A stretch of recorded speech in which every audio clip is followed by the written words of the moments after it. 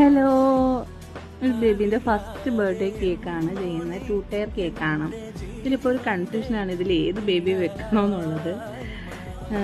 ഈ 2 ഡോളിലും എനിക്ക് കസ്റ്റമർ പറഞ്ഞ വൈറ്റ് ഡോൾ വെക്കാനെങ്കിലും ആ സെയിം കളർ എനിക്ക് കിട്ടിയുണ്ട്. അത് വെക്കാനായിട്ട് എനിക്കൊരു ഇതുണ്ട്. അങ്ങനെ എത്ര നമ്മൾ എക്സ്പീരിയൻസ് ആണെന്ന് പറഞ്ഞാലും ടയർ കേക്ക് വെക്കുമ്പോൾ ഒരു ടെൻഷനാണ്, അത് സെറ്റ് ചെയ്ത് വരുന്നിടം വരെയും.